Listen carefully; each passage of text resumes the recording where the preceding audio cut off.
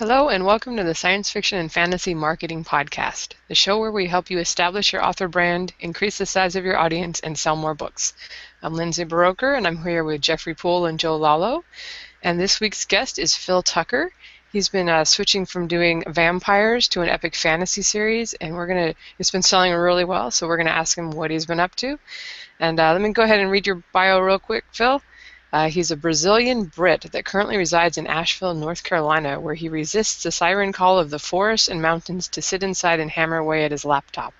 He's the author of a futuristic vampire series, The Human Revolt, several horror novels, and is currently working on an epic fantasy series, Chronicles of the Black Gate, which he just launched in May of this year, 2016. And I guess I should let you talk. Welcome to the show, Phil. Thank you very much for having me. Why don't you tell us kind of how you got started with writing and what made you decide to self-publish? Sure. Let's see, how far back do I want to go? Age 3. Age 3. Well, actually, I was content to read books for the longest time, and I didn't necessarily think I wanted to try my hand at writing with them until I discovered role-playing games and became the DM and realized that it was a huge kick to sort of see the players around the table sort of become truly immersed in the game and sort of lose their awareness as players and actually sort of inhabit the characters they were playing. And that must have been like in 8th or 9th grade. And then from there I sort of assumed that I would continue either role-playing or writing, or in some way sort of providing that like immersive feeling, because it just gave me such a kick to see people like buy into like an imaginary world that I'd created. But I didn't actually take it seriously until I graduated from college. I always kind of assumed that I would become a writer sort of magically, just because I had the inclination. And I think I was in my mid-20s when I realized that I hadn't actually written anything of substance, and inspiration was starting to strike a lot less often. And I thought, you know what, if I'm going to be serious about this, I should learn about the industry and the field. So I got a job at Penguin USA up in New York as their sort of undercover as their online content manager assistant. But in reality, I was there just to meet all the editors and sort of learn how the industry worked. And I got to sit in on all these great meetings with the marketing teams discussing like how much they were going to throw money at this book and if it was going to go into Barnes and Noble. And I met a lot of like great people, and I got a pretty good sense of how the industry worked. And that was right at the beginning of the self-publishing revolution. And at that point, I was trying to get agents, and I think like most people, I was getting a lot of letters back saying, thank you, this has a lot of promise, but it's not for me, which always seemed contradictory to me. But I decided to take the jump into self-publishing when I saw how self-publishing allowed you to have control over all the things that those huge committees were deciding at the traditional publishing houses. And I did everything wrong for about 3 or 4 years, because I was completely flying solo, and all my sort of hard-earned knowledge from the New York publishing houses had really no application to, picking a cover yourself, or trying, or knowing not to design it yourself, or how to promote, or knowing that you should promote. So I was doing that whole sort of like pressing the publishing button, and then just sitting back and waiting for the money to roll in, which for the most part didn't work. I did have one evening where I did one back when Amazon was, so you would do your free day and then Amazon would pop you right back into the paid rank at the same level.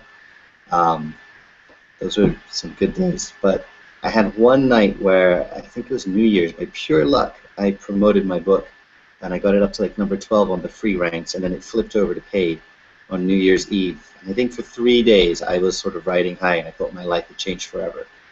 And then inevitably, of course, it just crashed. But yeah, and then I discovered Kboards, and that I tried a Kickstarter with the vampire series you mentioned, The Human Revolt, and I got enough funding to hire like top-notch editors, and I got some really great covers. And I put my all into it, and I was like, this time I'm holding nothing back. This is going to be it. But I still didn't know what I was doing in terms of promotion or release schedules or mailing lists or any of that stuff. So I put it out there, and it just sort of sank without a trace. I was completely about to throw in the towel, and my wife, who'd been an amazing supporter all along, was like, you really should reach out to people and talk to other authors. And I was like, what do I need to talk to other authors for? Like, you write a book by yourself. But she kept insisting, and when I reached that low point, I was like, all right, fine. So I saw a J.A. Conrath blog post that mentioned the Kindle boards, and I went over and I sort of clicked in, and I started reading all these threads, and all of a sudden it was like, I'm sure there's hundreds of authors have this experience where suddenly you start reading all this hard-earned wisdom from everybody else, and you sort of understand just how profoundly wrong you've been about going about everything. So I just devoured Kindle boards, and that must have been back in 3 years ago now. And I actually created a pen name and launched a paranormal romance series, which was my first attempt at putting all of my newfound wisdom or lessons or whatever into practice, and it did really well. Actually, I was really surprised. I'd gone from making like $40 a month to suddenly making like a whole bunch more, and that was kind of startling and at first really exciting, and then it sort of became really strange because I started getting lots of reader feedback from people who were really liking my book, but were interacting with me under my pen name. And I had a female pen name because everyone had told me that you cannot succeed at paranormal romance if you're a guy. And at the time, I was like, sure, I'll just try it. So I felt all sorts of qualms about interacting with these people who were being really genuine by email with me in this persona. And also, paranormal romance turns out is not really my #1 passion to write.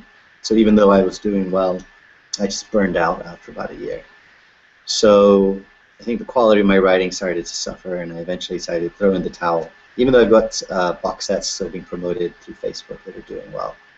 And I sort of sat back and I was like, all right, start completely from scratch again, and write something under my own name, and then apply all the stuff that I'd learned and put into practice under my pen name.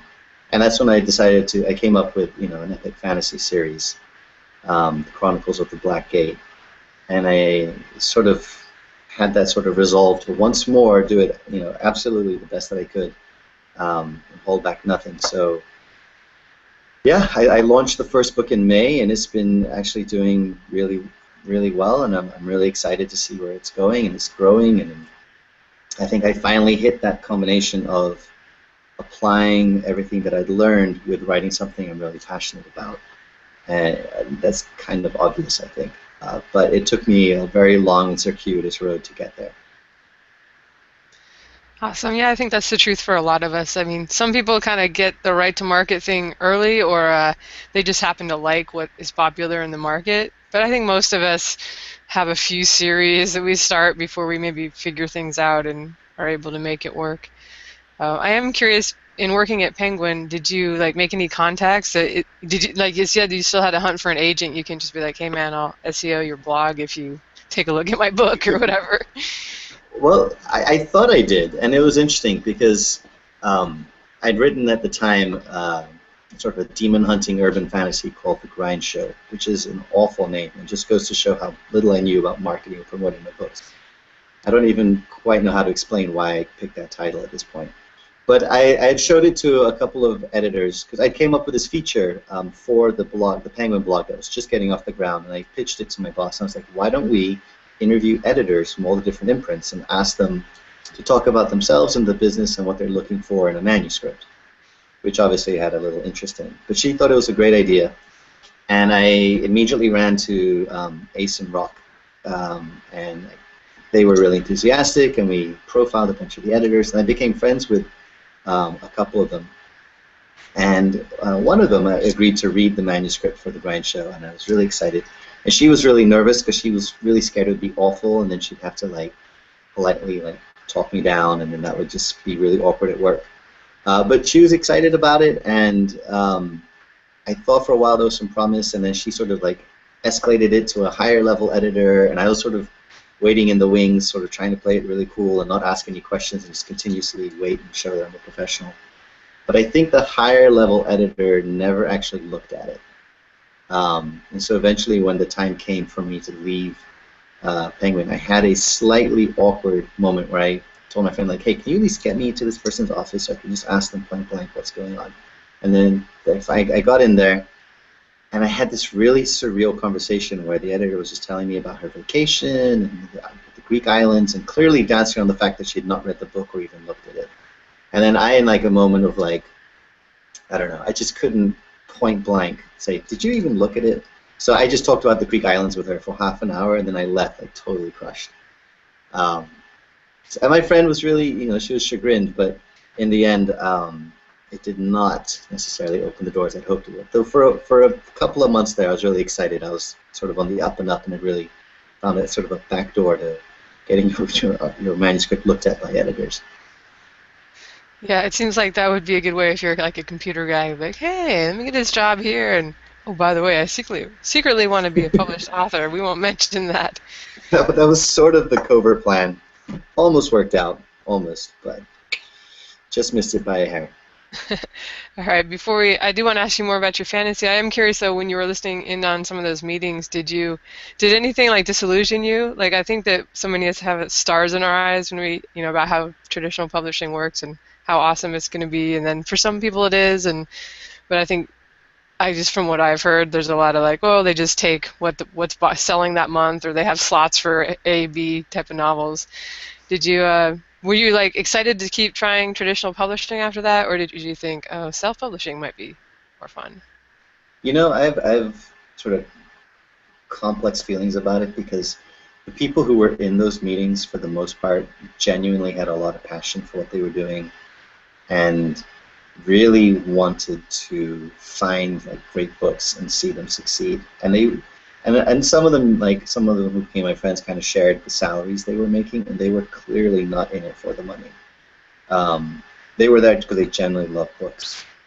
And those meetings were like fascinating because they were using a language that I didn't necessarily speak yet, which was all about pre-orders and all the different jargon and lingo. And what I saw was like how, unless you're Stephen King, obviously, or you're a hot seller, like, one, how there's a lot of luck involved in like how well your editor's sales pitch goes that day to the marketing team, whether they're in a good mood or in a bad mood. Also, like, you think that your success is based almost on the quality of the book, and in reality, it's not only the quality of the book, but the content, like the month in which it's being published, and all the other books that are being published. And it really opened my eyes to like the sheer complexity of the operation. And I saw that that there was a huge amount of luck, and I personally was a little turned off by just how much luck is involved. I know that if you're going to you're going to stake your life on trying to make a career at something, for it to go wrong because the marketing guy had a hangover that morning, I don't think it often goes that way, but it's just so many moving pieces to it that I was a bit disillusioned, despite the integrity of everyone involved. And then when I saw that self-publishing gave you complete control, I was like, you know what, like, if I can, though it took me a long, long time to get there, if I can sort of get my head wrapped around all the different moving pieces, then I can skip all the committees, I can skip all the competition, I can just absolutely try and get it right myself. And I think that sense of control, after having seen the complex mechanism that is a publishing house, that contrast was so sharp that I think for me that's what really sold self-publishing. I had no illusions about like the publishing world being anything but like a business where you're one small piece in the huge process. Yeah, we've definitely had some people on who've had great experiences with their publishers really pushing their stuff, and looking in from the outside, I often wonder, like, what is it that makes them choose one book over another when one seems just as good? You can definitely see they really push some titles, and I'm just like, well, it was an okay book, but here's this one over here that they didn't seem to put any marketing money in, and it was a good book. I don't know. Right. You wonder. Though I will say the one thing I saw that the traditional publishing world has, it still has sort of access to circles that have yet to embrace, obviously, indie publishing. I remember just all the kind of marketing they were doing is the stuff that I don't necessarily think is effective today, but it looked like a lot of fun for the author. And I think that, you'd see the authors going on these book tours, which they'd always complain about being exhausting, but they always were eagerly signing up to do. And they were being flown to conventions, and they were meeting other authors, and there was all this like great networking going on. And I saw that I think the traditional publishing world still gives people access to that kind of community, which as an indie author, I've had a lot of difficulty sort of replicating. So from my point of view, I think that there's still a lot to be earned from maybe a hybrid deal or something along those lines, just in terms of like the quality of life and all the resources that can be made available to you. And it may not translate into sales, but in terms of just enjoying yourself as an author, I think there's still a lot to be said for that access, which I think people like Hugh Howey, who sort of like, break all the walls and get a lot of attention, they may naturally get there. But for everyone else who's sort of like frequenting K-boards, that's the most that they're interacting with other authors, and maybe starting to on Twitter as well. I think that having that foot in the door with traditional publishing was something that I thought would be pretty cool. Yeah, for sure. And I think even when you sell pretty well, unless you start going to the cons and kind of networking and stuff, you don't necessarily get invited to like come be on this panel or come. Right. It's a different world a little bit. And you're right. I think the hybrid authors have they're probably doing it the best way possible. All right, thanks for answering my questions on that stuff. We haven't had a mole in the traditional publishing industry before, so I was just curious. And I'm going to ask you more about the marketing in your books a little later, but I better let the guys ask a few questions first. Sure. All right. So we were talking about how earlier you had written some futuristic vampire stuff, and you had a pen name that did some paranormal romance, and now you're doing epic fantasy. Obviously, there's a pretty, particularly from, say, futuristic vampires to epic fantasy, is a pretty big leap. How much of a learning curve was there for you to switch from one genre to another? Huge. And I don't think I necessarily did that well in any one of them, because each has its sort of like its own expectations and its own sort of context that the readers are bringing to it. So the vampire stuff, I felt I had like a natural background in, just because I've always been into horror, and I've read all the traditional vampire books. So that started off okay. But then when I switched to paranormal romance, it was I had to spend like a chunk of time just reading a whole bunch of books and just trying to figure out like what it was that were making these books sell like hotcakes. Because it was a completely different style from what I was writing. And what I found out, which actually has enriched my writing in general, is that it was all about the relationships.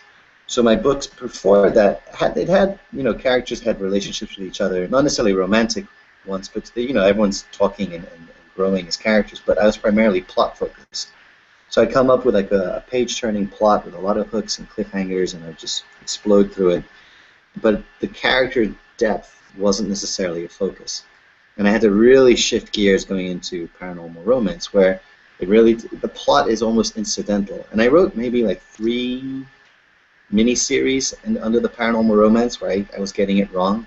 I was coming up with these great plots where like the werewolf tribe, the clans were like clashing for the leadership, and like the heroine is sort of flirting between the two of them, but it's all about like the politics.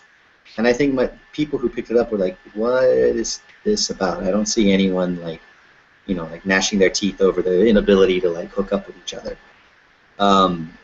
So I finally was like, okay, I'm clearly not selling, I'm doing this wrong. So I went back to the drawing board and I was like, I need to spend more time just in relationships. And I dug deep and read a lot more, and eventually I think I started to get the hang of it, and my sales picked up.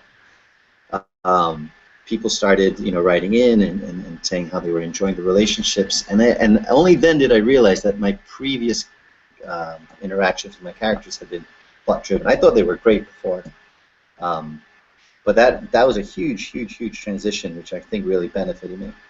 And then moving to epic fantasy it was almost like whiplash, because suddenly I went from like one point of view, just talking about whether or not people want to hug, to trying to interweave 6 point of views as they progress over different time frames, and trying to maintain momentum and having like action high points that then segue into like more introspective moments to give the reader a break, and making sure each character had their own sort of journey that in contrast to the others, remain riveting. And I spent a lot of time. I grew up on epic fantasy, but I spent a lot of time going back to my old favorites and trying to figure out how did George R. R. Martin write Game of Thrones. And it's actually pretty fascinating. You can Google Game of Thrones infographic, just those words. People have laid out every point of view characters, like progression. It's brilliant. So if you're trying to get a blueprint of like how to put an epic fantasy together in like a classic sense, I started Googling every series I liked with the word infographic next to it, and that actually helped quite a bit. And it was tough. I spent a lot of time like banging my head and doing revisions and then being, okay, I can't have 3 people fighting at the same time in different areas. And how do you know, I read interviews where Martin was saying that the more his characters sort of spread apart in the world, the slower the plot progresses. So in the first book, I made a conscious effort to keep everyone together as much as possible so the plot could keep that momentum. And you got to ask questions like, how do you introduce 6 different people in a secondary world without overwhelming everybody? Like, how steep a learning curve do you want to put them through? How much do you want to risk losing them? So all these questions I had no idea how to answer. Not at the top of my head, but looking at all my favorites and looking at how they've done it, I slowly puzzled my way through it. And again, huge change of pace.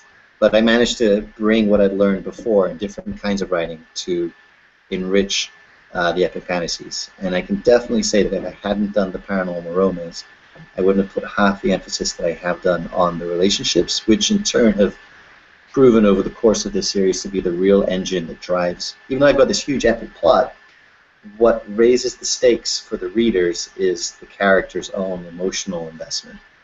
And realizing that from the get-go has made it so much easier to, keep things moving and I hope the readers invested in what's happening. Yeah, it's funny how you can be a fan of a genre your entire life and not really know how to write it, because it's like, I've ridden in cars my whole life, and then when you need to fix one, you realize I have no idea how these things work. Right. So you wouldn't think you'd have to train up on that stuff again, but sure enough, you do. And I guess, so what would you say? Now we know that relationships are important for romance, and obviously a good plot is good for an epic, but what other things do you think people look for in an epic? I think that people come to an epic fantasy looking for immersion in a secondary world that is full of wonder and just extremes in a lot of ways. I think you can, people may start in the Shire, but they want to end up in Mordor. So when I sat down to put my epic fantasy together, I was like, it has to be epic. It obviously has to encompass all sorts of massive goings on. It has to include different countries and political systems, and the stakes have to be as high as they can.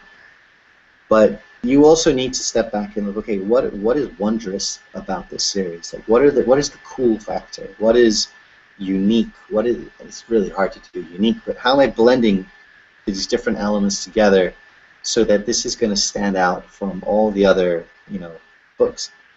So when I sat down to put together my epic fantasy, I was like, even though I'm a huge fan of European medieval history, and I want to have castles, and I want to have swords, and I want to have sort of a vague feudal system, where can I innovate?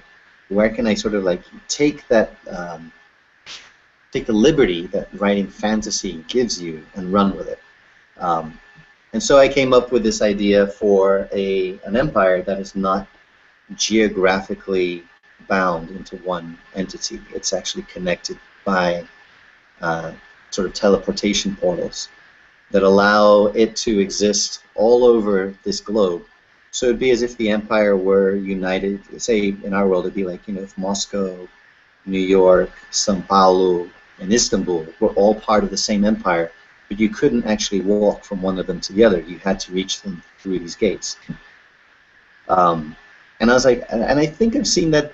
I remember seeing a couple of things like that in the past. Again, it's really hard to be original. I think Dan Simmons in his Hyperion Cantos had a river that runs through teleportation gates. But I was like, I wonder, and you could put a teleportation gate to a floating island. You can put one into a cavern system, and you can start to run with it, and you start to push it as far as you can. And then when you get to a point where you're like, okay, this is now getting kind of crazy and kind of fun, and I don't think I've seen something exactly like this before, then you're like, all right, now I've got a setting, I've got to drop some characters in there, and they have to get involved with, the setting can't just be a pretty backdrop. Like, something about that setup, something about the very reality of the world that they're now in has to be relevant to what the plot is. So I think the challenge in writing an epic fantasy is to really go crazy with the setting. I think Brandon Sanderson has been like a banner man for this. He's like, our epic fantasy isn't fantastic enough necessarily. And his world of Roshar and the Way of Kings, is a really a great eye-opener, and just like how deep you can go with the reality and the details and the immersion. But yeah, try and get out of the box. Try and do things with physics or with whatever you want. Just fundamentally change it, and then drop your characters in there and sweep them up in events that are larger than life. And I think whether it ends up being good or bad or not, at least you're now in the epic fantasy ballpark. I'd say that you hit most of the marks on that. One more quick question before I hand you off to Jeff. It's sort of a running gag that there are those among us on this show that can't write short, and you seem to have some pretty long stories. Did you sort of plot them out to be that long, or did they just end up that long in order to finish telling the story? Kind of both. Epic fantasy, I think, I deliberately chose to go into Kayuu, so I wanted to have a high word count to benefit from that. And epic fantasy naturally dovetails into that. So you're giving the reader what they want, and you're benefiting from the system. So I knew I wanted to have some pretty fat books, and I knew I wanted to tell some big stories. But I also have a little bit of trouble with plotting things out in too much detail, because it tends to rub a little bit of the fun for me of the actual writing process. So what I did was I went back to that emotional engine of the character relationships, and Libby Hawker, who's a fantastic sort of author and contributor on Kboards, has a book on outlining called Write Your Pants Off. And I read that, and that was a real aha moment for me, where she basically says, pick your character's one great weakness, and then have that drive him through the book as he continuously fails because of it, and then eventually overcomes it. And if you plot out that emotional arc, that sort of like internal plot, then you can sort of change the external plot to meet it as you go. And you don't need to necessarily know where he is. You just need to know why he's there for his own reasons. So I did that very carefully for all 6 of my point of view characters, and I sat down and said, what are each of their major malfunctions, and how are they, how are these problems holding them back, and what do they have to do to overcome them? And then I sort of like saw how they overlapped, and then I saw where they would be together and where they would have to go off and sort of adventure by themselves. And eventually, and then I looked at the plot I wanted to tell, and it all kind of wove together, and it was satisfyingly long at the end of it, so I achieved that goal too. The only challenge, of course, is when you get to book 2, if they've sort of figured out their major weakness, you know how to come up with a whole new one, and that was a whole different problem. But yeah, I definitely set out to write a fat book, which had plenty of scope and let me really dig into these characters and their problems and give them time and space to sort of begin working them out. Okay, cool. It's good to know that sometimes it happens on purpose, because it does not often happen that way for me. But I'm going to hand you off to Jeff now for a few more questions. Yeah, I've been known to start small and end up big too, so I'm guilty as well. All right, what advice would you give other authors thinking about writing in a different genre as well? For example, keep your mailing list separate, maybe use a different theme cover. I mean, what would you suggest? It depends on how different the genres are to each other. So if you're jumping from contemporary fantasy to maybe urban fantasy, maybe you could find some overlap, or at the very least you could let your mailing list know that you're writing a new series and invite them to follow a new mailing list. But you really want to be writing to market. It took me forever, but I finally come around to that. But if not writing to market, you want to be signaling clearly to your market that your book belongs to them. And covers, title, your advertising, your blurb, all of that needs to be bang on in terms of like blending in with that genre. So when you are looking to cross over, and if you have a pre-existing fan base or reader base, I think that if it's close enough, I would tell them, but like when I went from PNR to Epic Fantasy, I didn't tell my old mailing list at all. I didn't bother, even though they're into werewolves and vampires, and there's some, you could maybe argue there's some elements of fantasy there that they like. That's not, they wouldn't come to my Epic Fantasy for the werewolves and vampires. They're looking for that intense emotional relationship. So I didn't even bother, and I think if I had told them, they probably wouldn't have come over anyway. Yeah, I think you really need to know who is reading these books, why they're reading it. If you can come up with a connection, sure, try a little overlap, but each genre needs to specifically fit its own mold, and if the distance is too great, you can try and tell people about it, but I don't think you'll see much success. So that pretty much ties into my second question. Since you've got the multiple genres, how do you, handle like the front matter and the back matter of your books? I mean, do you, if it sounds like what you're saying, if your genres are cousins and all that, they're pretty close to one another, you might say, hey, I've started up a new book here. But if they're, distant cousins, like say, fantasy, mystery, you wouldn't necessarily give it a try. Like, wouldn't say, hey, I've written this other novel here. Why don't you give it a try? You wouldn't do it? I think if it was sufficiently different where I was consciously choosing a pen name, I personally wouldn't necessarily bother. There's no harm in it, and you can definitely go for it, and maybe it's safer to do so. But if I were writing, if I went from when I went from PNR to Epic Fantasy, no. If it's like my previous stuff, my vampire, so forth under my name, to Epic Fantasy, sure. That's enough of a connection that I kept the same name, and I'm willing to tell my previous readers about it. But I don't know, as someone who's going to be reading a 25,000 word erotic story about alphas, really want to get into a 160,000 word epic fantasy about knights? It's possible. The readers read all sorts of stuff, but in general, I'm just skeptical that there's any overlap at all, really. But hey, go for it. Send out that email. Try not to give away your pen name, and you never know. I see that some of your titles have print editions and some don't. Do you feel it's important to release all your titles in print format for those who prefer the print copies there, or even if some of your titles might be a little more difficult to get into print format, being as large as they are? I definitely think it's worth getting everything into print. And the only reason I haven't is, one, I hate dealing with CreateSpace and PDF layouts, and I just have so little time. Right now in like my personal life, it's just moved house. I've got a 2-year-old. It's just so much going on that I barely find time to like carve out like an hour here or there to write the actual manuscript. So when it comes to stuff like updating my website or putting out the print edition or anything beyond a couple of tweets here and there, I have a really hard time. The opportunity cost, like 2,000 more words on the manuscript, or upload a print edition that 1% of my readership will actually buy. But I want to. I absolutely, it's on my to-do list, and it's like this horrible list of like obligatory stuff that would make me feel more professional if I could actually get around to doing. But oh man, there's so little time right now with a full-time job and everything else that I'm just picking my battles. All you got to do is say those 3 words: 2-year-old. Okay, yep.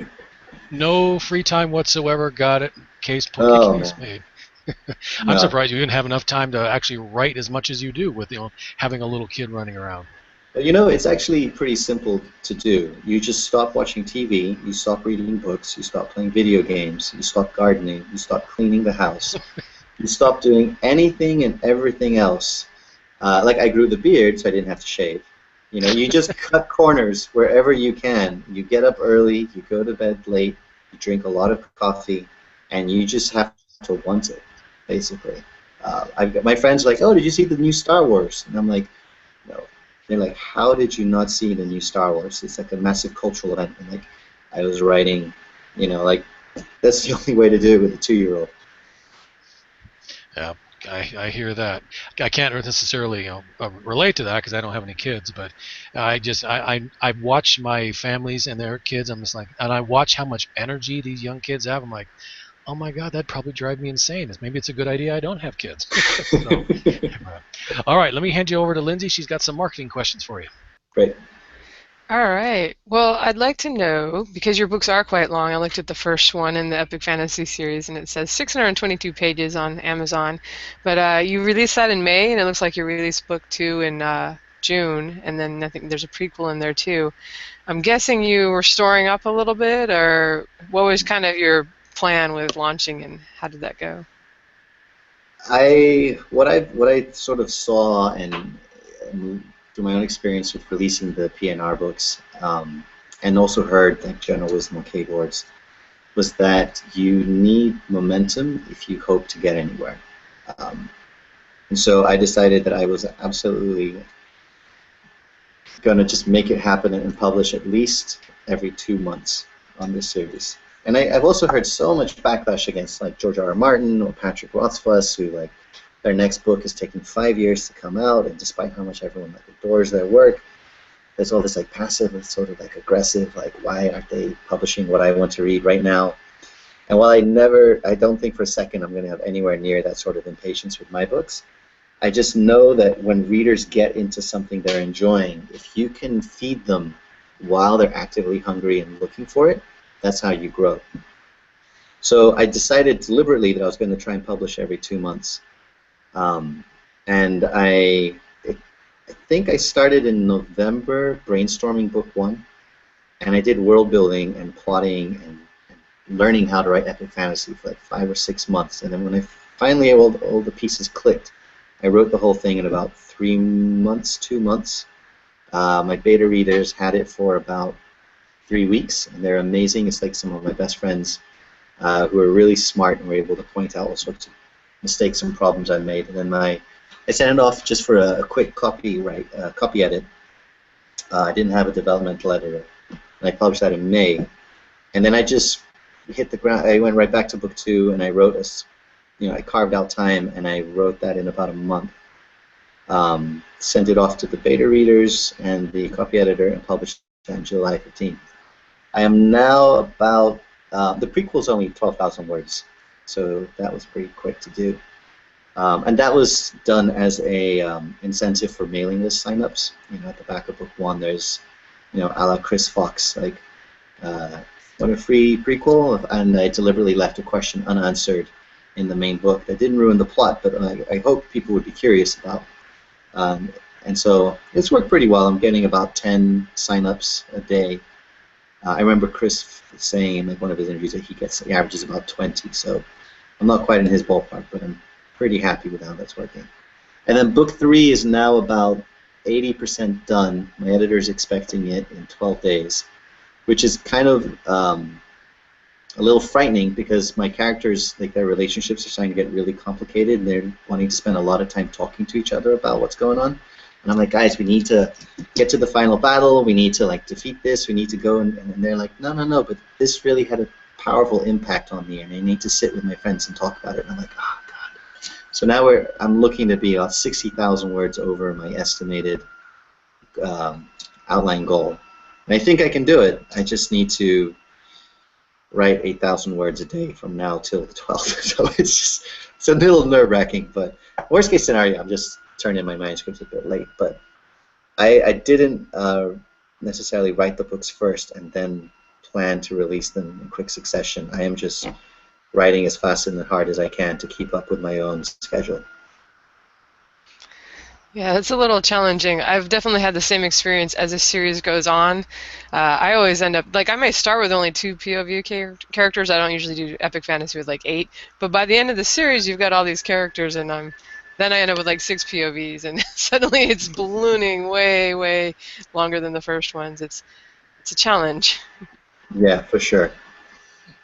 So what did your launch look like? Did you have any, how did you release it, and what did you do to get the ball rolling? For those listening, I think you're still selling in like the top 1,500 of all Amazon, several, I guess we're about 3-4 months later, and it looks like it really did well from the beginning. Yeah, I had high hopes, but I was completely blown away by the ranking it achieved and the stickiness. I've never had this like fabled stickiness. I've always heard people talk about it, but it was all my previous launches were like, it would shoot up to about like 10,000 or 7,000 and hang there for about 3 days. And then I would start just sort of crashing and just sort of falling. And within like a week, I'd be down at 50,000. And for the longest time, I thought the answer was like some secret, like esoteric combination of promos. That if you could just crack the exact right promo launch order, you're guaranteed to like, get everything you ever dreamed of. So I spent like an inordinate amount of time like stalking different authors, and Wayne Stinnett, who's also very generous on Keyboard, he explained his launch thing where he staggers it like by the hour almost, like over the course of a week, so that he maximizes, each promo is lined up in increasing like strength, and he has it all planned out, and it was kind of overwhelming, like his approach. And I finally realized after reading, I think it was Dominic Finn and Jasmine Walt. They published some really eye-opening posts on Keyboard where they were like, you don't use your promos on the first launch. You save those for when you launch book 2, so that those audiences are fresh when you promote book 1 to promote book 2. If you use all those promos up front to launch book 1, you'll have that spike, but then they don't have anywhere to go when they're finished with your book. And they may sign up for your mailing list or not, but you've basically used up those mailing lists. So I actually did not use anyone except hungry authors, who all these people who'd been posting on Keyboard spoke very highly of, and how it affected them. And Rebecca Hamilton's service is taking off. I think she's like backlogged now by like months and months. I don't know if there's something specific that she's doing that sets hungry authors apart from the other promos, but it's just a very effective launch blast. But what I kind of came to realize was that what really sort of creates stickiness is not like the perfect launch sequence, or even necessarily like getting Amazon's algorithm's attention. Like all that stuff will bring you like to people's initial attention, but unless your fundamentals are like truly rock solid, you're going to have those spikes that I had before. So I took out a credit card to hire a cover artist who I never thought I'd be able to afford otherwise, and it was like one of those go big or go home kind of moments. And he's the one who did that original cover that I shared with you, Lindsay. And I went all out on the cover, because I think the cover is probably like the most important aspect of your marketing, behind eventual word of mouth. So I went all out on the cover. I rewrote my blurb, I think, I don't know, like 8 times. My friends literally stopped responding to my emails about my blurbs. I was like, okay, this is version number 7. I swear it's the last one. What do you think? And like nothing. No one would respond because they were so sick of it. But I copied and pasted all the top-selling blurbs and analyzed them and chopped them up and looked at how they were working. And I actually went in and checked the look inside sample. I've never done that before. But someone wrote to me and it's like, you should expand it to include this one chapter that's just outside it, which is great. So I did. I put the print version up a little bit before launch day, just so I could have a handful of beta readers post their reviews to give it some social legitimacy. I think I had about maybe 10 5 stars when I launched as a result. But yeah, it really came down to the blurb, the cover, the initial reviews, and I had the book up on pre-order for about 2.5 months before it went live. And I have mixed feelings about pre-orders. I did it for book 2. I'm not doing it for book 3. But I think for my original launch, it was great to have that sort of extended visibility in the hot new releases, and just to go racking up those sales as people browsed, and that all kind of came together. That when it launched, I was actually really nervous. I was like, I haven't done anything to launch this book. I haven't lined up all the promos. I haven't done a social media blast. I haven't lined up a book tour. I haven't nothing. It felt like I was like purposefully stepping outside naked. which isn't something I tend to do. Maybe other people are more comfortable with that. But I just, the book went live. I told my mailing list, which at the time was like 200 people, because it had been defunct for 2 years while I was writing paranormal romance. And then none of them really responded. And I told my social media circles, which again were equally small. And then the Hungry Author promo app took place, and that had a nice boost. But I saw that people were like automatically just sort of, they were just buying it, which was kind of infuriating, because I'd spent my entire writing career trying to understand how to get people to buy it, and then they were buying it despite my not doing anything.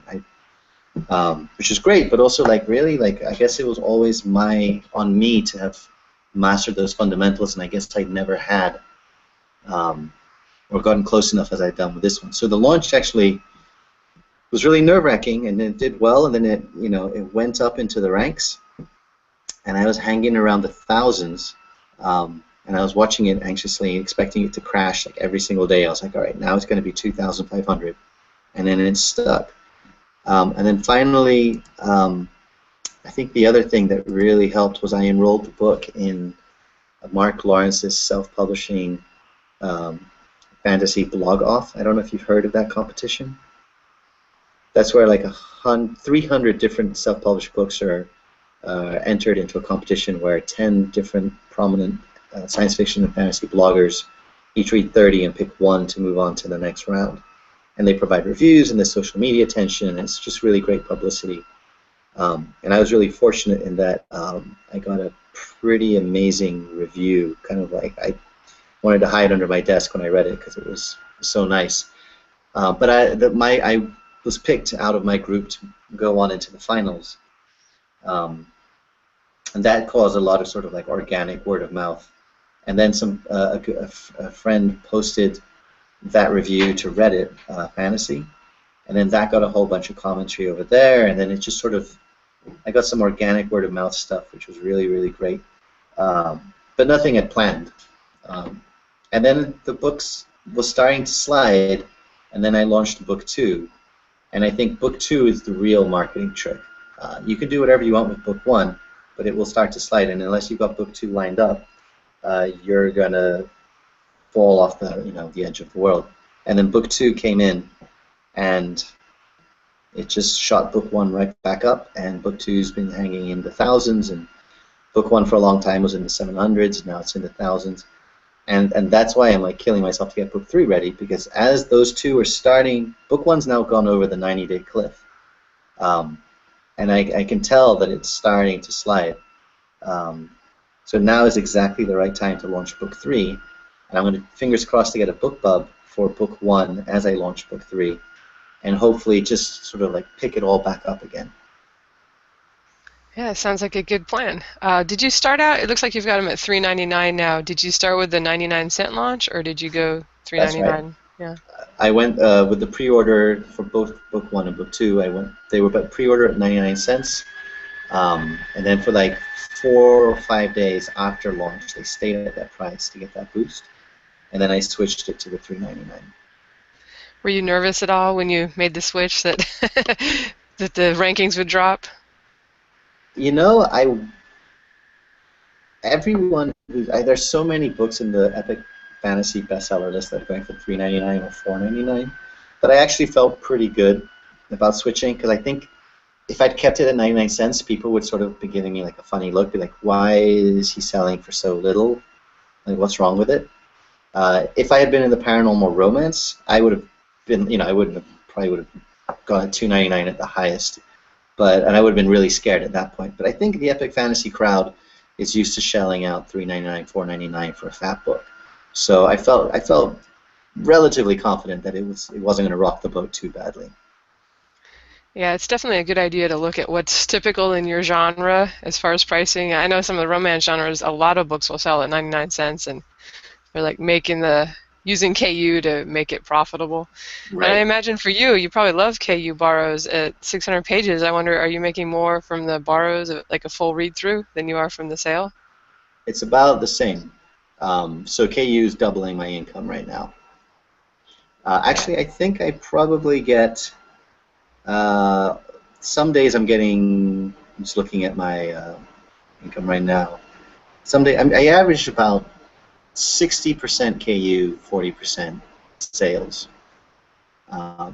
So I'm totally loving KU. It's amazing for epic fantasy writers. No doubt. Yeah, we had Rachel Aaron on a few weeks ago, and I think her books are like 150,000 words and up. So she was Yeah. really enjoying being in there too. That Marc Lawrence's blog that you mentioned, competition. I had heard of that. I think this was the second year he did it.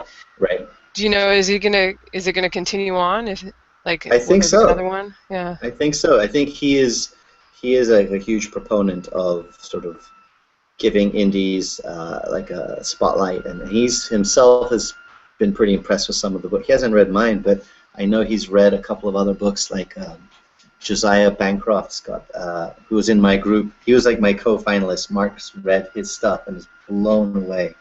His reviews on Goodreads are amazing, and he's just stunned that an indie author like Josiah is not getting like mainstream attention. So I can tell that he's got this like drive to continue doing this and like giving indie authors a platform to get some visibility on. So yeah, next year, if you guys want to enter a book, there's no time limit. So like some of the people who are in there published in 2012, it just has to be self-published. So. All right. Yeah, sounds like a good opportunity. If you're not afraid of getting those reviews. I think my ego might be crushed. Like, what do you mean? This is crap. All right, last question for me. I was just curious about the prequel is out and published, but you mentioned you're also doing that. Is it still going on where you offer it to people who sign up for your mailing list? I do. I think that the prequel has, I think it's ranks like in the 8,000 or 9,000s, so it doesn't have that list visibility. So I don't think people are finding me through it. So I keep it at the back of book one because I think that it adds to the overall story that I'm telling. But a lot of people who read book one have never even seen it and haven't checked out my author page or what have you. So even though I get pretty decent sales for that prequel, I know that the vast majority of my readers have not heard about it, and it's still driving those sales today. So I sell it for anyone who finds it first by some reason, like either in an also bought or checking out my my author page. But the vast majority are downloading it, so that's still working great. And given that I am not putting book 3 up for pre-order, I'm really trying to put as much of a focus on growing my mailing list as I can. Compared to like a lot of other authors, I have a really measly little one that doesn't make me feel very secure about being able to connect with my readers if they ever need to. So right now, all my energy is going into growing that, and the prequel is like my #1 tool in doing that. All right, sounds like a good idea. I've been doing the same thing myself this summer after seeing Chris do his prequel and use it as a bonus for mailing list signups, and it's worked great for me too. Yep, absolutely. All right, well, let me hand you to the guys for some more questions. Yep. And what might be a first, every single one of my pre-written questions has been answered in other parts of the thing. But we're getting toward the end of the hour anyway, so I shall collapse into one brand new question. You were talking a bit about how like you keep track of the cliff and the sales cliff, and how each new release so far, I mean, obviously you've got just the one to call upon, has buoyed the previous books. Do you foresee like sort of starting a new series once this one seems to hit the point of diminishing returns? Yeah, I'm starting to face that really awful question of like when should I quit my day job, because I think like now I've got momentum. I've sort of figured out how I figured out how a lot of this works. I feel pretty confident about launching books. I feel confident about my writing and being able to produce consistently. So I'm thinking about, if I have another 2 or 3 or 4 months at the current rate of going in full time, which would give me the space to start a second series while the first one is still going hot. And I've been debating how to enact that. I think, for example, Amanda Lee has made a big point on Kayuu. She sells huge in her Witches Paranormal books. and she made a big point about training her readers to expect multiple series at once. And that's something that I've been very aware of, because I could write this huge, Chronicles of the Black Gate series. It finishes, everyone is hopefully satisfied with the ending, and then they just sort of like close that last book and walk away. And then I'm like, guys, come read this dinosaur pirate book, and they're like, no, and then I'm done.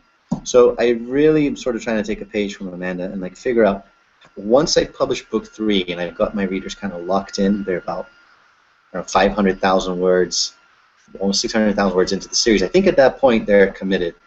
I think I may then stretch out the period between book 3 and book 4 to write maybe a more like Sword and Sorcery, where it's maybe more like a 90,000 word book that I can just sort of get done really quick.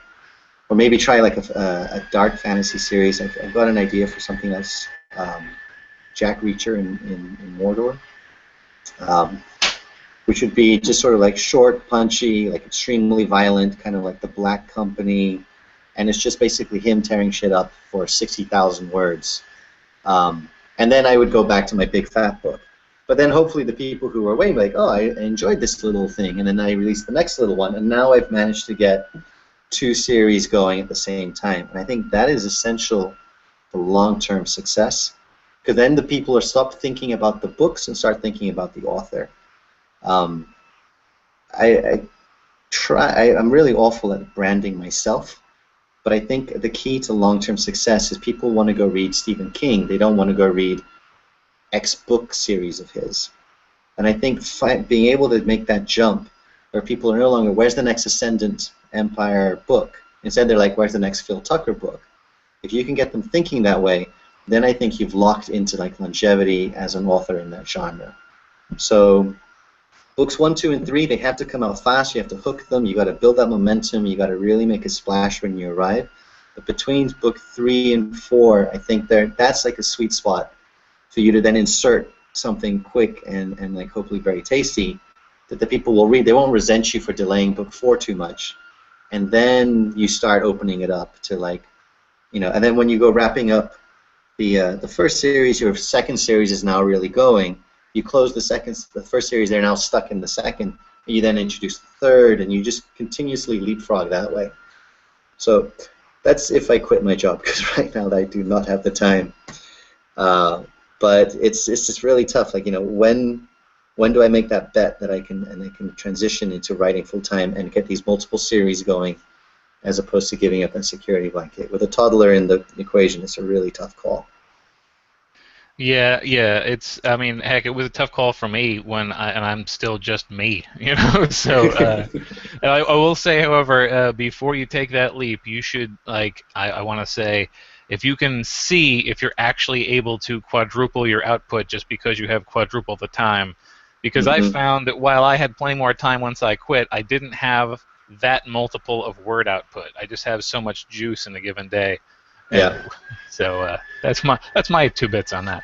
I hear you. I was actually full-time writing once for a year, and I had the exact same problem. I had a lot of time where I was just not writing. But now with a toddler, whether or not I have a full-time job, I still have a full-time job.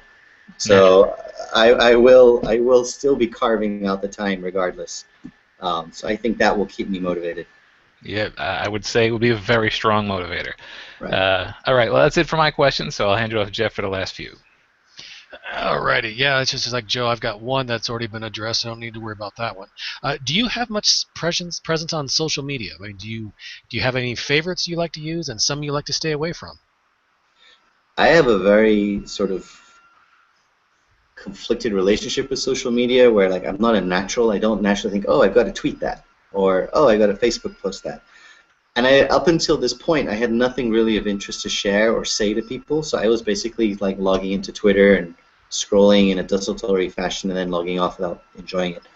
But now that I've entered actually the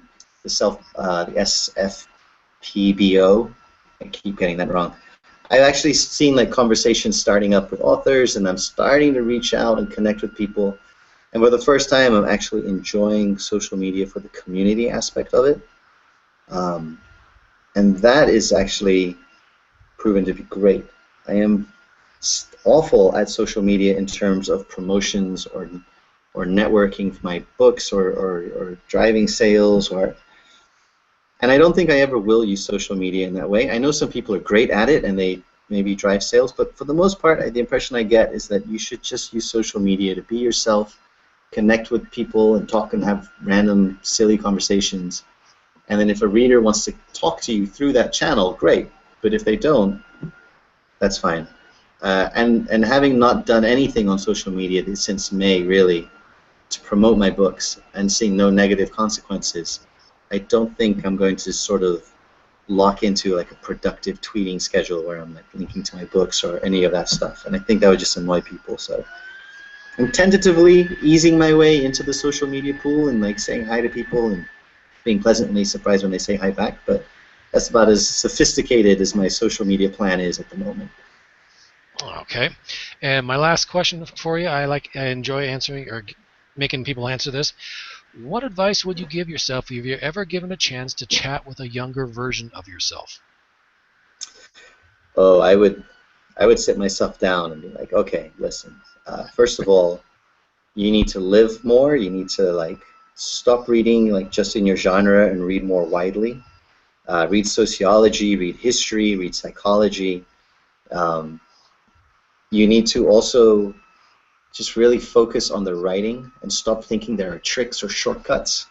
I think I wasted too many years trying to find those magical formulas for success, thinking that it was like a secret that only the successful authors knew. And if I could only break into that realm, I would then apply it to my fantastic books and I would sell well. And so put that energy into the fundamentals. And you don't even really, you do need to know like how promos work, and you do need to know, you know, how to do a launch and do a 99 cents and then go up to 3. All that stuff is important, but nothing is more important than nailing the fundamentals in terms of professional covers. Don't design your own covers. Even if you're a graphic artist, I would say don't risk it. Go to a real professional and pay as much as you can. If you're serious, pay as much as you can to get the very best cover that you can afford.